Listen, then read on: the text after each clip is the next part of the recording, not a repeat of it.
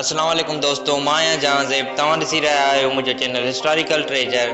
दोस्तों, अॼु असां मुख़्तसिर नज़र विझंदासीं क्यूबा जे इनकलाबी अॻुवान डॉक्टर ची गवेरा जी ज़िंदगीअ ते। ची गवेरा मज़लूम अवाम जो हौसलो।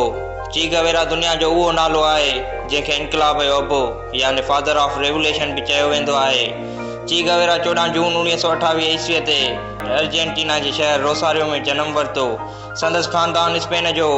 ची गवेरा 1948 ईस्वीअ में यूनिवर्सिटी ऑफ ब्यूनस एरीज़ में डॉक्टरी पढ़ण जे लाइ दाख़िला वरिती ऐं 1953 ईस्वीअ में तालीम मुकमल थियण खां पोइ वापसि अर्जेंटीना आयो ऐं हिकु डॉक्टर तौरु कमु कयो। ची गवेरा पढ़ाईअ दौरान पंहिंजे हिकु दोस्त सां गॾु मोटरसाइकिल ते बि टूर कयो ऐं उन टूर हिन जे ज़िंदगीअ खे हिकु मक़सदु ॾिनो। उन टूर दौरान ची गवेरा घणो कुझु सिखियो ऐं घणनि शयुनि जे मुशाहिदे खां पोइ ॾिठो त कैपिटलिज़म, न्यूक्लियलिज़म ऐं इम्पलिज़म हर जाइ ते क़ाबिज़ आहे ऐं साॻी शयुनि हिननि जे क़ौम खे महकूम बणायो आहे। हिन जे क़ौम खे बुनियादी हक़नि खां महरूम कयो वियो आहे। हिन बुख लाक़ानूनियत ऐं मज़लूमियत खे तमामु वेझे खां ॾिठो ऐं पोइ फ़ैसिलो कयो त हिकु जाइ ते वेही दवा ॾेई ऐं पैसा कमाइण खां वधीक बहितर आहे त अमली कमु करे सॼी क़ौम जी बीमारीअ जो इलाजु कजे। हिन उन खां पोइ अञा बि वधीक टूर कया ऐं उन्हनि टूरनि खां पोइ हिन उहो फ़ैसिलो कयो त पंहिंजे क़ौम जे हक़नि जे हासिलात लाइ विढ़णो आहे।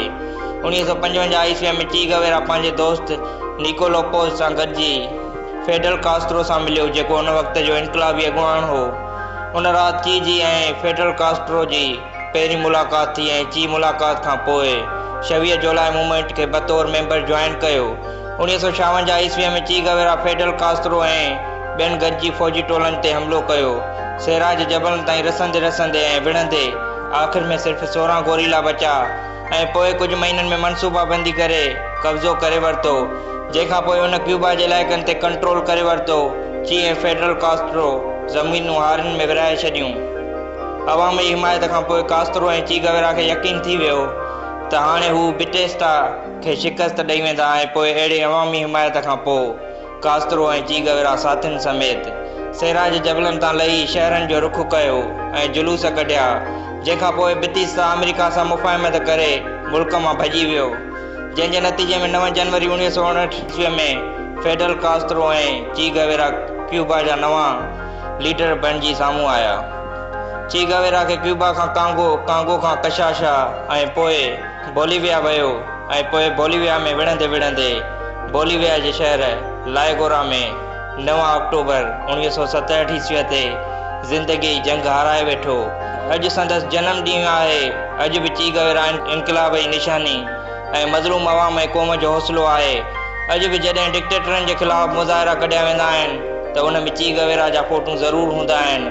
ईअं ई अॼु असां माण्हू पंहिंजे ई देश में महकूम बणियल आहियूं। अवाम जा हक़ ताक़त जे ज़ोर ते फुरिया ऐं लुटिया पिया वञनि। वॾा शहर दहशतगर्दनि हवाले ऐं ॿेराड़ियूं वॾेरनि सरदारनि वीरनि ऐं पीरनि हवाले कयूं पियूं वञनि।